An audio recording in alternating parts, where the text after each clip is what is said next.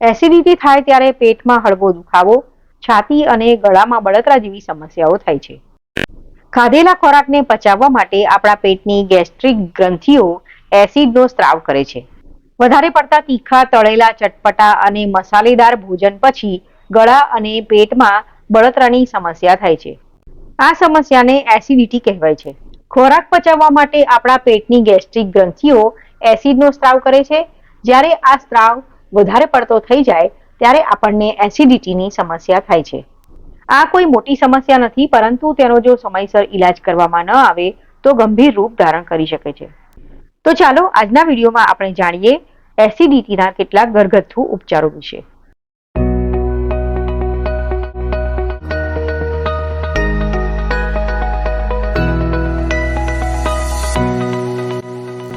નમસ્તે મિત્રો, હું છું જ્યોતિકા અને મારી YouTube channel Jyotika the YouTuber હેલ્થમાં તમારું હાર્દિક સ્વાગત છે. એસિડિટીના ઘરગથ્થુ ઉપચારોમાં સૌથી પહેલું છે લીંબુ પાણી.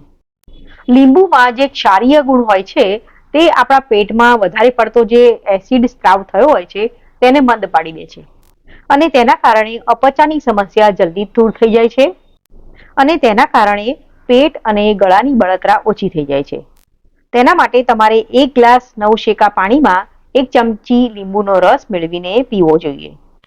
ત્યારબાદ છે તુલસી. તુલસીના પાન એસિડિટીથી થનારી બળતરાથી છુટકારો અપાવે છે. બળતરાથી તરત રાહત મેળવવા માટે તમે તુલસીના 4 થી 5 પાન ચાવીને ખાઈ જાઓ. તમે ચાહો તો થોડા પાણીમાં તુલસીના થોડા પાનને ઉકાળી લો અને પછી તે પાણી થોડું નવશેકું થાય પછી તેને પીઓ. ત્યારબાદ વરિયાળી પણ એસિડિટી દૂર કરવા માટે એક અસરદાર ઉપાય છે. નોર્મલી લોકો જમ્યા પછી મુખવાસ તરીકે વરિયાળીનું સેવન કરતા હોય છે. તેની પાછળનું કારણ છે કે વરિયાળી પાચનમાં મદદરૂપ થાય છે. પેટ અને ગળાની બળતરામાં પણ વરિયાળી લાભ આપે છે. વરિયાળી ખાવાથી પેટમાં ઠંડક થાય છે અને બળતરાથી છુટકારો મળે છે. ગોળ પણ ઘણો લાભકારી ઘરેલું ઉપચાર માનવામાં આવે છે. તે પાચનની પ્રક્રિયાને ઝડપી બનાવે છે અને એસિડિટીથી આપણને બચાવે છે. જો તમે ભારે ખોરાક લેવાના હો તો તેની પહેલા થોડો ગોળ ખાઈ લો.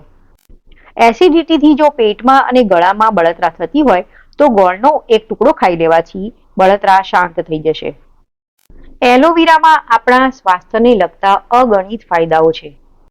તેમાં રહેલા એન્ટી ઇન્ફ્લામેટરી ગુણોના કારણે એસિડિટીથી થતી બળતરામાં રાહત મળે છે. એલોવેરાનો જ્યુસ બનાવવા માટે એલોવેરાનો પલ્પ તેના પાનમાંથી અલગ કરી લો અને પછી તેને પાણીમાં મેળવીને જ્યુસ બનાવી લો. એસિડિટીની સમસ્યાથી છુટકારો મેળવવા માટે એલોવેરાનો આ જ્યુસ તમે દિવસમાં 2 થી 3 વાર પી શકો છો. એસિડિટીથી રાહત મેળવવા જેઠીમધનું ચૂર્ણ કે રાબ બનાવીને તેનું સેવન કરવું જોઈએ. તેનાથી એસિડિટીમાં ફાયદો થાય છે. લીમડાની છાલનું ચૂર્ણ કે રાત્રે પલાળેલા છાલનું પાણી ગાળીને પીવું જોઈએ. આમ કરવાથી અમ્લપિત્ત કે એસિડિટી દૂર થઈ જાય છે. ત્રિફળ અને દૂધ સાથે પીવાથી એસિડિટી દૂર થાય છે. નાળિયેર પાણી પીવાથી પણ એસિડિટીથી છુટકારો મળે છે. લવિંગ એસિડિટી માટે ખૂબ જ ફાયદાકારક છે. એસિડિટી થાય ત્યારે લવિંગ ચૂસવા જોઈએ. પાણીમાં થોડા ફુદીનાના પાન ઉકાળીને આ પાણી રોજ ખાધા પછી સેવન કરવું જોઈએ.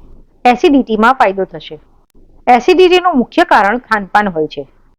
તેથી વધુ પડતા ભારે ભોજન લેવાથી બચવું જોઈએ. રાત્રે સૂવાના 3 કલાક પહેલા ભોજન કરી લેવું જોઈએ જેથી ખાવાનું સારી રીતે પચી શકે.